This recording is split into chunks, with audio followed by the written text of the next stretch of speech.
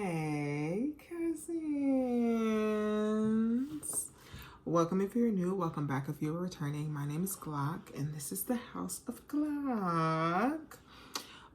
So today I wanted to talk about something just a little bit different, right? I wanted to talk about ancestors, right? And I want to talk about my experience of getting to know my ancestors, and I want to talk about ancestral altars, and how to set it up. Okay, you ready? So when I was first getting to know my ancestors, one thing I did, and I'm not saying everybody needs to do this, every single day I lit a candle and put out a cup of water. And I would sit and I would talk to them. And I would do it right before I went to sleep. I would light a candle. I would light a white candle. I would sit up and I would just talk to them. Talk to them like I was talking to regular people. You know how you would come in from school, or you watching a show, the kid comes in from school, your mom was like, oh, how was your day today? And it's kind of like that. I would run through my day. I would tell them what I was doing. I would tell them how I felt. I would tell them what I was watching on TV, because it was like, I felt like if you were going to have to meet me where I was, you was going to have to know what I'm consuming, right? You wanted to know about my day, that's fine. But also I'm going to tell you, oh yeah, I watched this show and this is what happened in the show. And it was like every single day me doing that, right? I'll tell you this, having a relationship with your ancestors is so important, right? When you're building your relationship with your ancestor, the only people that can help you is you, right? You may have someone who can, point certain ancestors out. They can maybe communicate, but be very, very, very, very, very, very careful. Very careful when doing so, okay? At the beginning of my spiritual journey,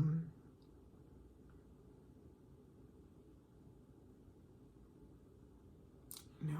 Honestly, I really wanted to tell a story, but I don't want to give it any more energy.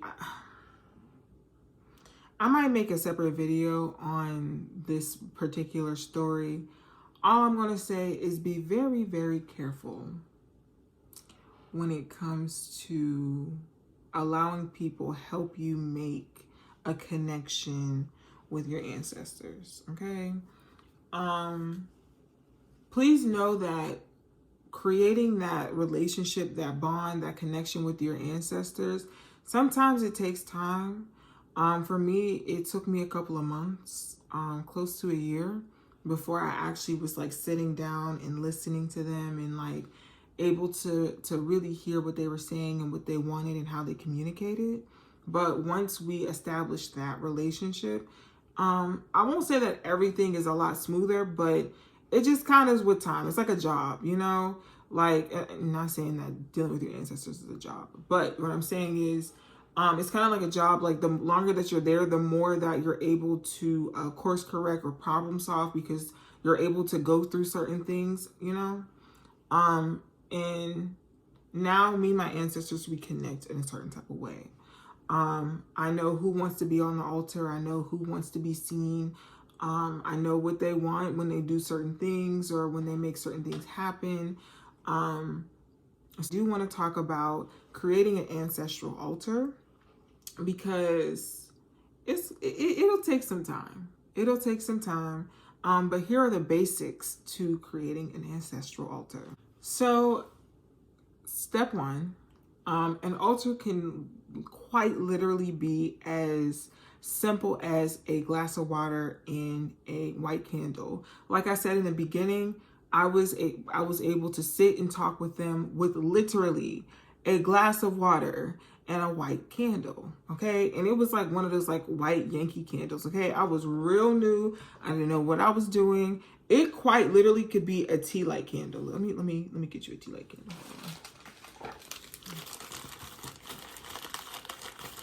It could be one of these. It could be one of those, okay?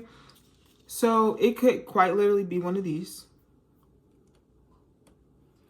and a glass of water. It could be a cup of water. It could be a shot of water. It could be a bowl of water, but water in fire. Okay. As you progress, you can, and I personally, I try to have all of the elements on my ancestral altar just so they're all represented. And I also try to have personal things depending on who wants to be on the altar, and you know, how it can be arranged. I also keep a place for offerings because it is very, very, very, very important that you feed your ancestors. Okay. What do I mean by feed your ancestors? I physically put a plate of food or a bowl of food on my altar. I'll take some of what I'm eating, I'll put it in a, or you know, what I've cooked. I won't say what I'm eating, what I've cooked. Put it in a bowl, or put it on a plate, and we'll sit it on my altar with, along with, you know, maybe it's some alcohol, maybe it's a cup of water, maybe it's some juice, maybe it's some coffee, whatever that they may want. And over time, you'll get to know your ancestors a little bit more, how they communicate with you. The better of the connection, the more you'll understand their wants and needs. So, what are the different ways that you can connect with your ancestors? Let's start real easy. Quite literally talking to them. Sitting at your altar, standing at your altar, kneeling at your altar, whatever. Sitting and talking to them. No, they won't be able to have a conversation where they're able to communicate back right away, but you'll know they're listening. Cooking, singing, cleaning, scribing, connecting with nature, doing their favorite activities if you know what their favorite activities were, divining. These are all just, you know, a couple different ways that you can speak with or connect with your ancestors, right? And again, or even music, right? I said singing, but music, right? Sometimes I channel my ancestors and like, you'll hear my accent switch. And it's like, who is that lady? It's like, sometimes someone will catch me off guard and there's a specific accent that comes out and it's like, what? So yeah, just a few different things, a few different ways that you can connect with your ancestors.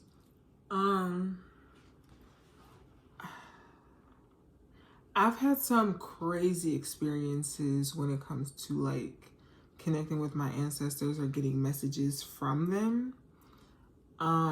So when I say be open, I mean be open. I mean, I've gotten a text message from someone who had the same name as my ancestors, and they were asking me if I could go to the store for them. And I'm like, I'm sorry, I think you have the wrong number. And they're like, no, I don't. This is so-and-so, such and such friend. And I was like,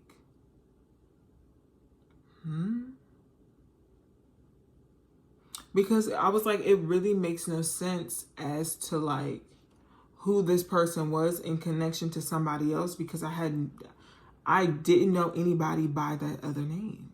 So it was just like, what? However, my ancestors wanted it on the altar. I went to the store, I got it. Because what? And I had been asking them for like a specific recipe.